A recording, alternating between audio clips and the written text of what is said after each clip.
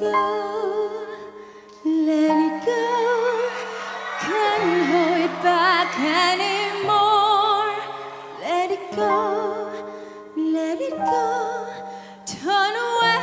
and slam the door.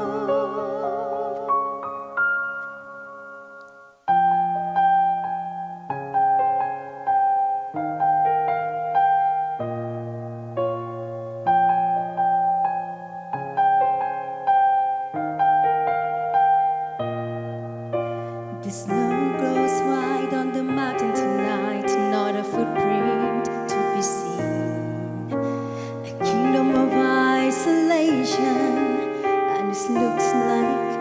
I'm a queen. The wind is howling like this swirling storm inside. Couldn't keep it in, have an old tide to ride.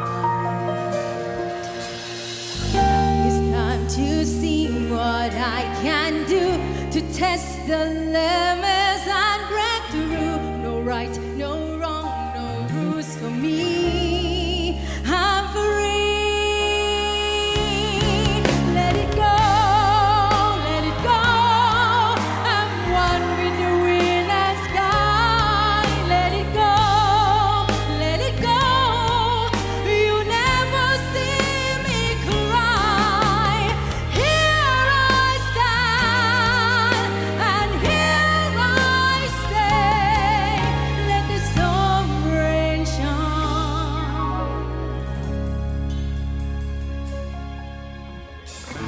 My power flows through the eye into the ground. My soul is spiraling in frozen fractals all around, and one that crystallizes like an icy blast. I'm never going back. The past is in the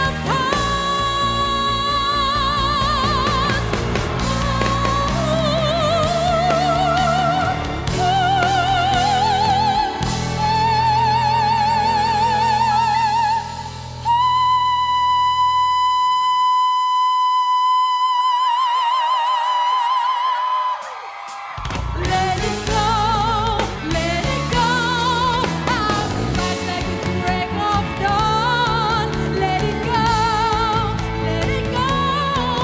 That perfect glory is gone. Here I stand in the light of day.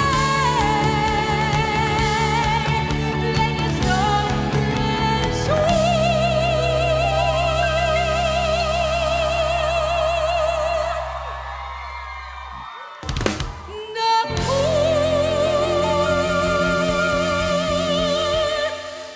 never more than me anywhere.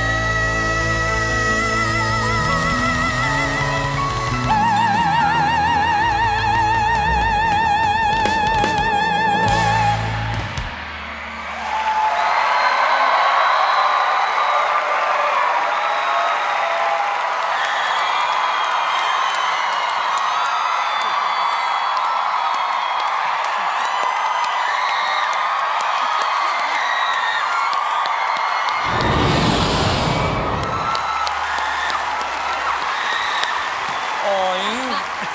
เอลซ่าของพี่ มีความสุขจังเลยอ่ะ มีความสุขมากเลยอ่ะ เดี๋ยวคืนนี้กลับบ้านพี่ไปปล่อยน้ำแข็งใส่แฟน สนุก คือพี่มีความรู้สึกว่าการเป็นนักร้องคนหนึ่งอ่ะมันจะมีคุณค่าก็ต่อเมื่อเรามอบความสุขให้กับคนฟังได้ แล้ววันนี้พี่เป็นเชื่อว่าเด็กๆกับคุณพ่อคุณแม่ที่นั่งอยู่หน้าจออ่ะเขามีความสุขกับโชว์นี้ของใหม่มากเลยอ่ะดีมากดีมากโหวตให้ใหม่ด้วยครับ ขอบคุณค่ะพี่เบน เธอเป็นเจ้าหญิงของฉัน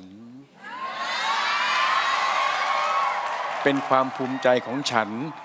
และเป็นความตื่นเต้นมากของฉันด้วย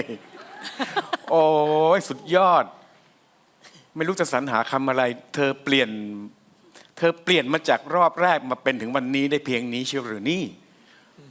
จะประคุณขอเถอะ X05 ใหม่พิมพ์รัก ขอบคุณค่ะพี่ดี พี่ดีเขาลุ้นมากเลยนะเขาเชียร์คุณตลอดเขาลุ้นตลอดเลยรู้ว่าพูดอะไรถึงพี่ดีหน่อยสิครับ หนูรักพี่ดีค่ะ มันไม่มีอะไรมากไปกว่านี้ค่ะ รวมถึงคณะกรรมการทั้ง4ท่านด้วยค่ะ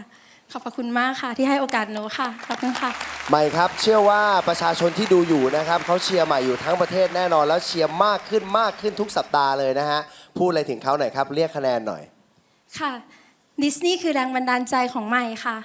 ดังนั้นแรงบันดาลใจของหนูคิดว่าจะเป็นแรงบันดาลใจของคนทั่วโลกรวมทั้งคนทางประเทศไทยด้วยนะคะก็ขอบพระคุณมากนะคะอย่าลืมกดใหม่พิมพ์รักนะคะ X05 นะคะส่งมาที่ 4838355 ค่ะขอบคุณมากนะครับถ้าเกิดว่าชอบเธอนะฮะหยิบโทรศัพท์ขึ้นมาเลยครับให้กำลังใจเธอในการโหวตเลยครับพิมพ์ X05 และส่งมาที่เบอร์ 4838355 นะครับหรือว่าจะโหวตทางออนไลน์เข้าไปที่ Google ได้เลยครับ X05 ไม่พิมพ์รักขอบคุณค่ะพี่กีขอบคุณครับเชิญเลยครับ